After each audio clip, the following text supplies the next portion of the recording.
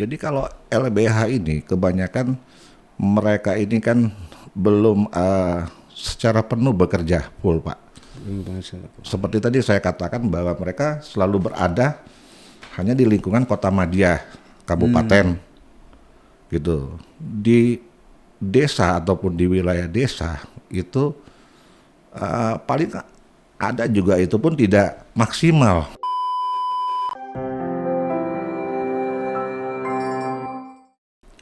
Selamat siang, selamat berjumpa kembali di Rumah Bersama Pelayan Rakyat Bandung. Assalamualaikum warahmatullahi wabarakatuh. Salam sejahtera untuk kita semua. Yang pada kesempatan hari ini kita kedatangan tamu Bapak Risar Palar ya, Pak. Iya. Ya, dia seorang pengacara. Ya, mungkin Bapak bisa silakan untuk mengenalkan dirinya, Pak. Iya, terima kasih. Sebelumnya saya Risat Palar memperkenalkan diri. Saya merupakan seorang pengacara dan praktisi hukum. Dalam hal ini ya saya merupakan bagian dari pelayan rakyat juga di bidang hukum. Bidang hukum. Oke, Pak. Oke, Pak Risat. Ini kalau berbicara masalah hukum ini kan di masyarakat ini untuk masyarakat kecil, Pak ya. Iya. Ini nampaknya masih juga kesulitan ya kalau ketika mereka untuk memperjuangkan haknya mereka. Iya. Nah, Bapak sebagai pengacara ini mungkin melihat dari kondisi hukum selama ini seperti apa, Pak? Ya, karena kita melihat bahwa masyarakat ini kan kadang-kala ada banyak kala masyarakat desa dan masyarakat majemuk, Pak ya. Oke. Jadi di sini perlu kita buat suatu pos bakum atau Pos bakum. iya, di desa-desa yang bisa menampung aspirasi daripada masyarakat desa. Karena saya melihat sendiri dari Jawa Barat sendiri untuk pos bakum aja agak sedikit kurang dan mungkin tidak ada. Oke. Mungkin adanya di kota-kota yang kabupaten ataupun kota-kota madya yang setiap itu pasti ada, tapi di wilayah desa sendiri belum terrealisasi untuk dibentuknya pos bakum, sehingga masyarakat yang mungkin dalam ekonomi yang tidak mampu, mereka kan terbentur kalau untuk bayar pengacara, Pak. Betul. Jadi kadangkala di pengadilan pun kan hakim menanyakan, Anda mau didampingi pengacara dari negara atau tidak kan gitu. Oke. Nah, itulah yang saat ini mungkin kita bisa usulkan kepada pemerintah yang nanti mungkin bisa menjadi suatu tolak ukur supaya kita bisa menjalankan hukum itu secara adil dan bijaksana. Jadi bisa merakyat lah begitu, Pak. Kalau bedanya dengan yang sedang sudah ada LBH gimana, Pak? Lembaga Badan Hukum terhadap masyarakat. Nah, pos baskum ini. Jadi kalau LBH ini kebanyakan mereka ini kan belum secara penuh bekerja full, Pak.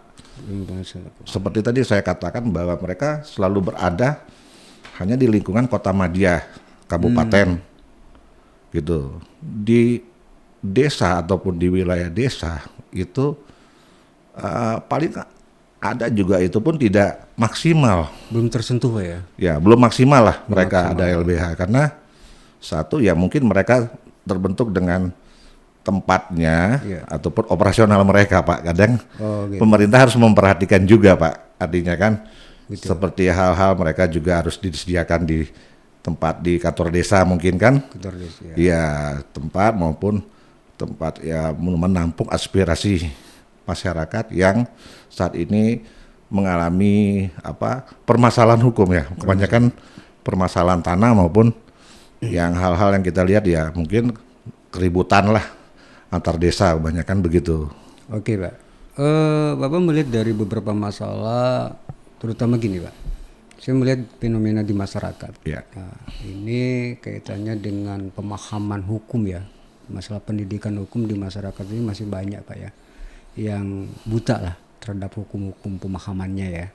ketika dia memperjuangkan hak mereka. Nah ini mungkin faktor edukasi ini penting nggak Pak buat masyarakat? Ya, permasalahan sekarang di masyarakat kita lihat dari SDM masyarakat sendiri Pak. SDM. Jadi masyarakat ini kebanyakan SDM-nya paling tinggi SMP. Jadi dan kedua bahwa kita juga partisi hukum ataupun dari pemerintah sendiri tidak mengadakan sosialisasi ke desa-desa tadi. Oke. Mengenai hukum-hukum apa yang bisa mereka buat untuk saat ini di desa-desa gitu Pak ya. Betul. Yang misalnya narkoba. Oke.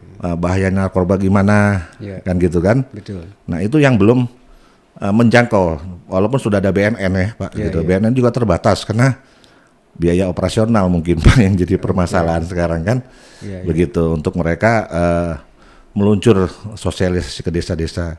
Jadi kalau pemerintah sudah membuat saat ini kan sudah ada juga lembaga hukum pemerintah yang seperti BPH ya, badan ini hukum kan. Betul. Tapi belum maksimal juga Pak, karena mereka hanya mencakup yang kota kabupaten kota madya, sehingga mereka juga harus bisa menempatkan partisi hukum ataupun kita punya SDM yang bisa memberikan suatu sosialisasi mengenai hukum.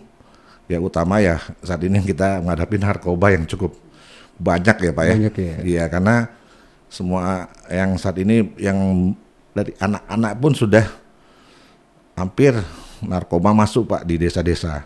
Oke Pak. Sehingga mereka nggak tahu artinya bahaya narkoba ini gitu. Sehingga ya mereka pun harus menerima seperti dasar-dasar hukum di sekolah Pak. Artinya dari BNN bisa bekerja sama dengan sekolah dasar. Iya. Sehingga mereka pun sudah dibekali Pak. Betul. Mengenai bahayanya narkoba. Jadi di situ mungkin kan bisa sampai ke jenjang SMA ataupun perguruan tinggi ya, itu untuk sosialisasi itu, edukasi. bisa jadi, tinggal tergantung bagaimana pemerintah daerah, pemerintah pusat, daerah dan pemerintah desa Oke. membuat satu program ya, menurut saya gitu, bekerja sama dengan BNN Pak. Oke. Karena anggaran semua dari BNN biasanya Pak Oke, untuk Pak.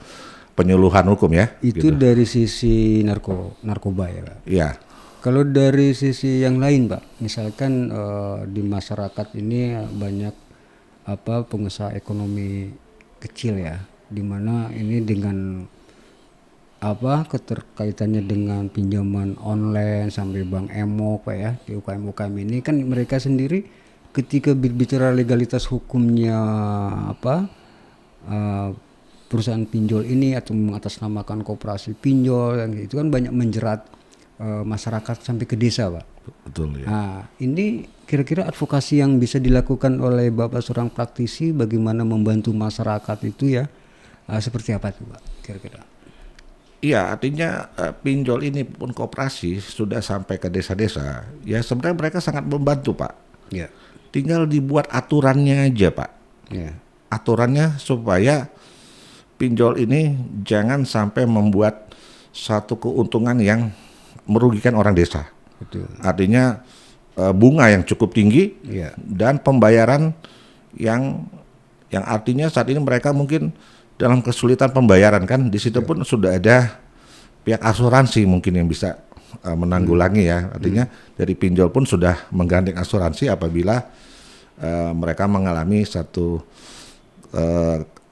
keterlambatan dalam pembayaran kan gitu ya. Jadi ada satu aturan yang dibuat supaya pinjol ini tidak merajalela Pak. Artinya mereka pun banyak menggunakan orang-orang yang cukup kuat untuk menagih Pak. Sehingga ya itulah yang terjadi sekarang kan. Nah itu kira-kira mereka dengan mengancam dan sebagainya gitu ya.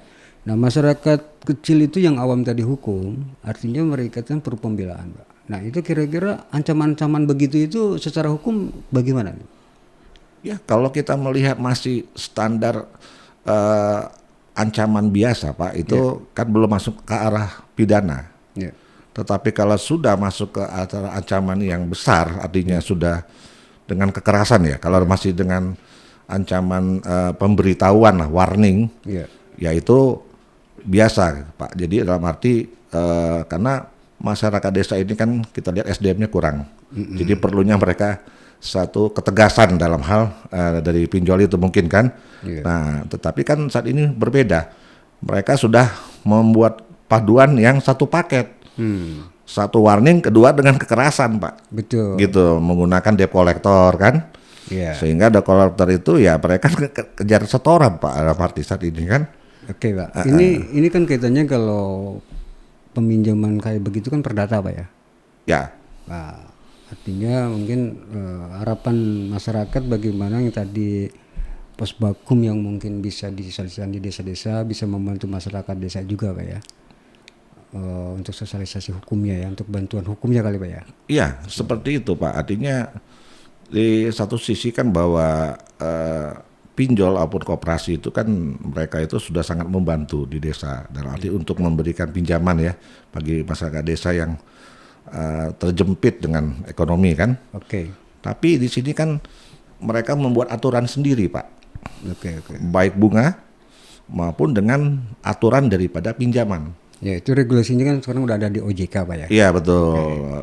Jadi Pak, artinya kira-kira untuk harapan Bapak nih sebagai advokat atau pengacara, Pak ya, yang membantu masyarakat dari konstelasi pemilu ini, dari sisi politik ini, Bapak berharap banyak kepada calon presiden yang mana nih, Pak, untuk bisa menegakkan hal hukum ini, Pak, bisa adil-adilnya. Ya, kalau saya melihat kan saat ini pakar hukum saya kan Pak Mahfud MD, Pak. Pak Mahfud MD. Ya, dia pun guru saya, Pak, dalam hal hukum ya kan. Jadi ya marilah kita belajar hukum yang baik dan benar, Pak. Jadi jangan kita yang membuat hukum tapi kita yang melanggarnya, Pak. Kebanyakan seperti itu. Kita yang membuat aturan, kita yang membuat RAB, tapi kita sendiri yang melanggar RAB itu. Pak. Untuk tanggal 14 Februari ini kan kita ada apa? Untuk menentukan pilihan di pemilu ya, calon presiden nanti, Pak ya. Nah, harapan ajakan Bapak terhadap rekan-rekan pengacara atau masyarakat umum lainnya di tanggal 14 ini seperti apa, Pak? Ya, kita menghimbau kepada kawan-kawan, teman-teman praktisi hukum baik di Pradi maupun di Asosiasi Advokat Indonesia, biarlah kita menggunakan hak demokrasi kita gitu untuk memilih. Jangan sampai golput lah gitu. Karena ini kan 5 tahun sekali kita pesta demokrasi ya. Jadi kita harus berpikir ya kita pilihlah yang menurut hati nurani kita. Jangan memilih yang istilahnya hanya memberikan janji tapi tidak ada bukti. Kan begitu, Pak. Nah, saat ini kita sudah melewati 10 tahun lalu zaman Jokowi kan. Tapi kan tidak perfect walaupun dalam hal ini. Tapi kita belajar supaya Indonesia ini bisa lebih baik. Karena kita lihat bahwa Indonesia ini kan memiliki kekayaan alam cukup besar. Gitu, jadi mengajuk pilihannya ke nomor berapa nih, Pak? Ya, tadi kan saya sudah bilang guru besar saya ada di jadi ke 03, nomor Pak ya? 03, Pak. Pak, untuk bagaimana apa yang Bapak sampaikan ini juga bisa mengajak masyarakat juga pengacara di tanggal 14 Februari ini jangan golput, jangan malas ya. Kita lihatkan untuk kemenangan Pak Ganjar mungkin ya. Ya, seperti itulah. Pak, nanti saya sampaikan. Ganjar Mahfud menang. Terima kasih Pak Richard Palar yang pada kesempatan ini sudah hadir di Rumah Bersama Pelayan Rakyat. Saya Yakim Ahmad mengucapkan terima kasih atas kedatangannya. Wassalamualaikum warahmatullahi wabarakatuh. Selamat sore. Selamat sore juga. Terima kasih atas kesempatannya.